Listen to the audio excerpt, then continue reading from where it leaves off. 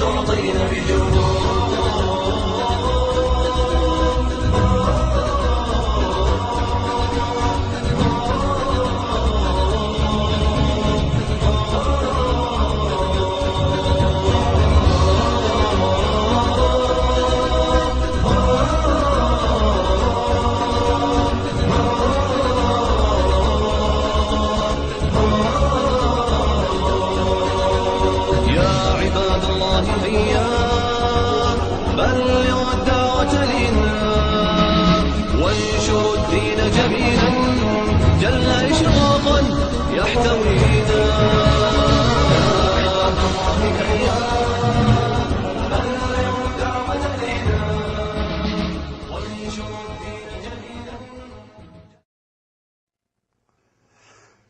أعوذ بالله من الشيطان الرجيم.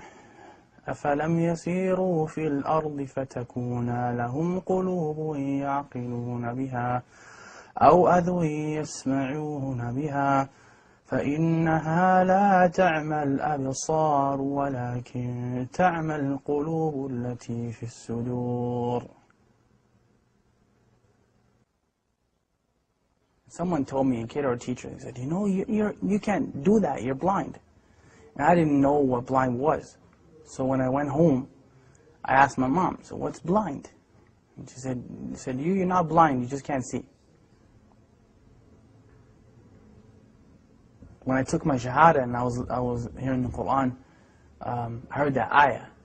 And I'm like, that kind of solidified it as haqq for me, right?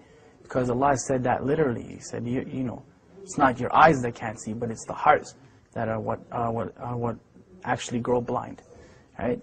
So that's what I kind of meant when I said blind. To be blind is to be kind of disabled, and I didn't mean it from the eye sense. I meant it from the heart sense, right? That's actually what the ayah means. It's like summun bukmun umyun fahum la yaqilun. Those people, they are deaf, dumb, and blind, and they don't have any intelligence, right? Doesn't mean that they can't hear and can't see literally, but their hearts are sealed. So they don't hear or see because of the seal that's on their hearts. Those are people that fail to understand what Islam is. Some of them are Muslims claiming to be, some of them are not. But because you can be, just because you say something doesn't necessarily mean you live up to it. You can be just as blind as anybody else. The king has a friend. This friend was blind, completely blind. Came to this ghulam, Jazakallah khair, he said, I'll give you all my wealth, all of it, if you heal my eyes. And the ghulam, he said that I am not the one who heals, Allah is the one who heals, but I'll make dua for you. But you have to believe in Allah. So of course, Allah healed that friend of the king's eyes and he became Muslim. There's many hadith that are like that. There's one, the person who Allah has taken his two beloved ones from him, meaning his eyes, and he's patient with it. He's promised Jannah. There's a lot of stuff. It's empowering when you think of it, right? It's empowering because we're taught, وَإِذْ أَصَابَتْكُمْ مُصِيبَةٌ قَالُوا إِنَّا لِلَّهِ وَإِنَّا إِلَيْهِ رَاجِعُونَ. Like when a calamity comes to you or a trial comes to you, and you say, from Allah we came, into Allah we return again. And أُولَٰئِكَ عَلَيْهِمْ صَلَوَاتٌ مِّن رَبِّهِمْ وَرَحْمَةٌ. Then those people have special mercy from their Lord. وَأُولَٰئِكَ هُمُ الْمُهْتَدُونَ. And they are the people who are guided. You know, so it's important to empower yourself with that. Because really, I mean, you're never powerless, ever. If nothing else works, you can still make dua silently, right? As long as you can think and your heart is alive, you can make dua. So you're never actually powerless. And that's the message that I try to give people. It's empowerment, you know. You can never say that the Muslims are powerless. It's silly, you know. You can talk to Allah, who's better than Allah to talk to, you know what I mean? So you call your MP and congressman and this man and that one and that one and the third one. And they may or may not help you, but Allah always listens, you know. Food. Look at food. What food provokes desire? Link extravagance in food and drink during Ramadan. 100 link ruling on smelling food and drink. Maybe I should do this. Permissible for the owner of a restaurant to sell food to those who are not fasting and pick up during the day in Ramadan. Now many people would look and say that, why didn't Allah protect them? Why is it that Allah didn't protect those people? Many people would look at that and say that. Many of us would say that. They should have just lied and gave up their religion. Well, let me tell you about them giving up their religion. That was their choice. Either you be burned to death in that fire or you give up your religion. Not one of them, not one gave up his or her religion. الدنيا سجن المؤمن وجنة الكافر, right? The dunya is a prison for the believer and a paradise for the disbeliever.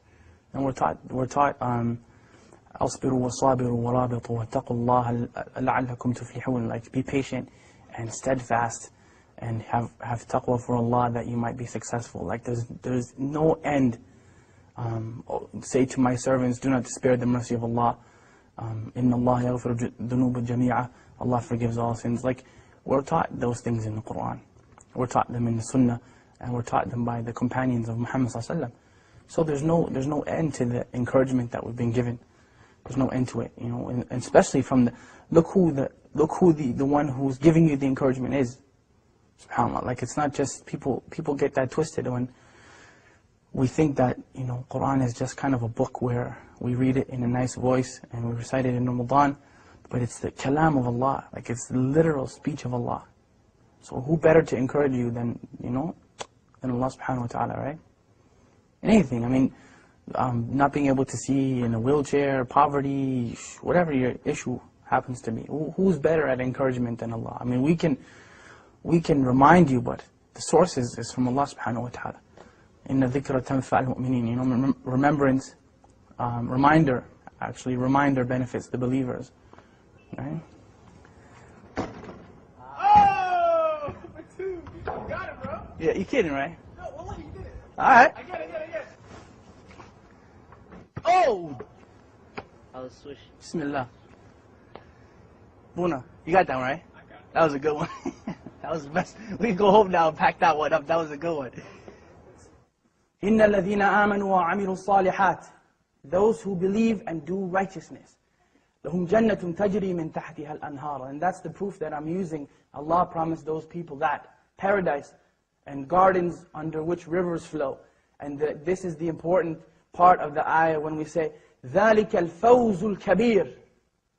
That is the tremendous victory. There's no victory besides that victory. How it looks doesn't matter. Who cares that people may see them as being defeated? They weren't defeated. It only looks that way. They were not defeated. I'm sorry. No one in Jannah is defeated. Nobody. Absolutely nobody. They made it into the paradise of Allah subhanahu wa ta'ala, and they had to go through fire to get there. And that is the second thing you want to take from them. They had to walk through fire. Their children had to go through fire. They had to go through it. Their wives and their husbands and mothers and fathers all had to go through it. You don't have to go through fire. You don't have to do that. What do you have to do? Two things. Two things. أطيعوا الله وأطيعوا الرسول. Obey Allah and obey His Messenger. أعوذ بالله من الشيطان الرجيم هو الله الذي لا إله إلا هو عالم الغيب والشهادة هو الرحمن الرحيم هو الله الذي لا إله إلا هو الملك القدوس السلام المؤمن المهيمن العزيز الجبار المتكبر سبحان الله عما يشركون هو الله الخالق البارئ المصور له الأسماء الحسنى يسبح له ما في السماوات والأرض وهو العزيز الحكيم